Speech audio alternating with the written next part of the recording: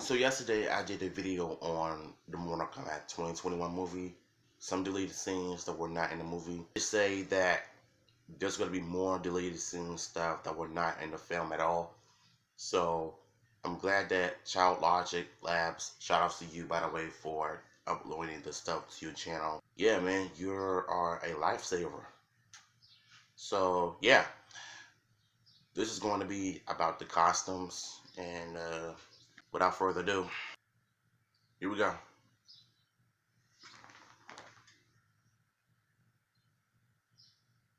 And then there's obviously Katana's fan, which was in there. And it's so potent that she's such an important revered character that isn't in this film, but certainly got talked about and still continues to get talked about.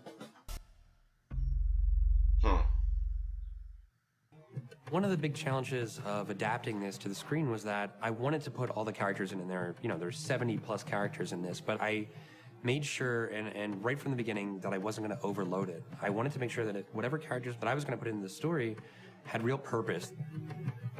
We really care about the fan base, and I've always talked about respecting the material. I felt the pressure on really trying to make sure that every single character was well realized with their costume.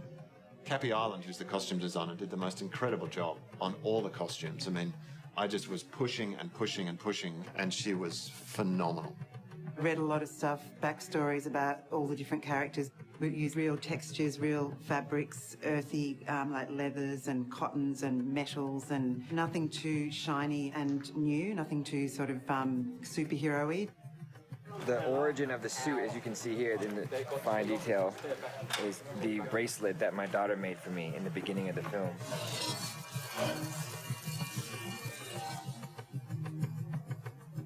Kung Lao is the traditional Chinese, although interestingly the Kung Lao hat is actually a Korean-style hat.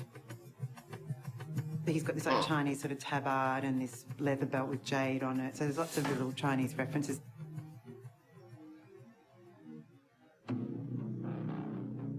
Sub-Zero was the first costume that we sort of worked on and got across the line. We ended up using a traditional Chinese armour pattern. And then it was all about the mask and the hood and how do we do that. So we decided to create this kind of sinewy muscle feel. So it's not really a hood, it's not really skin, it's sort of, you know, somewhere in between.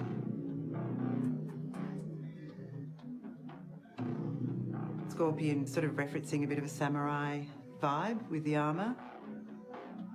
And then we've got the kunai, which what Harumi was digging in the garden with. Scorpion looks sick out of everybody. Weapon. Him, Sub-Zero, and his colour is obviously Kung Lao. yellow and gold. Gone, instead of for a bright yellow, it's a much more rustic sort of yellow. Kano, he's being a real character from the real world.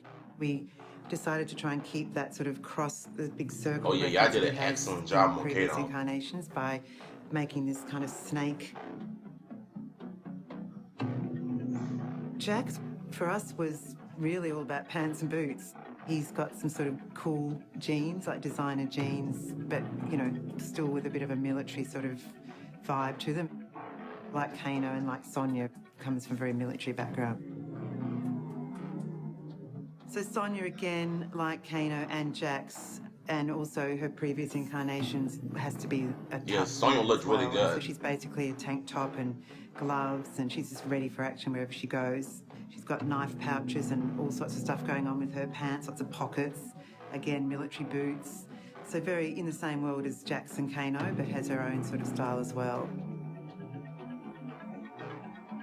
Shang Tsung, we kind of based him on ancient Chinese armour and the whole thing about him being a soul sucker. So we designed this chest plate with tortured souls. I know. We created here and moulded and made these amazing chest pieces and shoulder pieces. So he basically just has tortured souls all over him.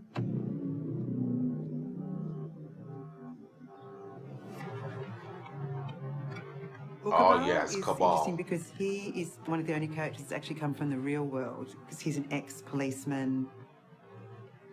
We've got the original drawing up here on the wall, so that's kind of what we were working from. Oh wow. And a lot of his elements on his costume, if you sort of take a closer look, he's got the black dragons on his scarf. He's carrying the police badge of his fallen partner, Stryker, who is another character. He's also got some hidden Wait, Easter eggs Stryker on his died? mask. All of his special moves for PlayStation. I thought he, from Xbox. wait, I thought he Really cool survived. print on his forehead. And that's my sister's birthday. Shout out to you, man. Sherry Deal.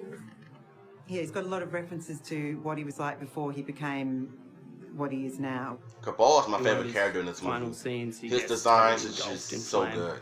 So I've been working on some sort of more extreme burn effects for that one. How do you get those? Literally just burning it. The costumes of this movie, they did a good job on it. Especially Cabal's, Sub-Zero, Scorpion, Kano, Sonya Blade. And I had no idea that Kung Lao's hat was based on Korean style. And she said something about the belt buckle like jade, based on what I heard. Now, even though he wanted to put the characters into this movie, but, you know, that fan, the Katana fan, was like a reference to Katana. So I think they're saving her and everybody else for the sequel, and I find nothing wrong with it. So to me, I think this movie, it could have done it better if they were to, you know, kept some of the scenes that were deleted from the movie. It would have made it so much better. But I still enjoyed it, you know, despite, you know, despite the ups and downs. So yeah, man, let me know what y'all thoughts in the comments below, and yeah, I'm out of here.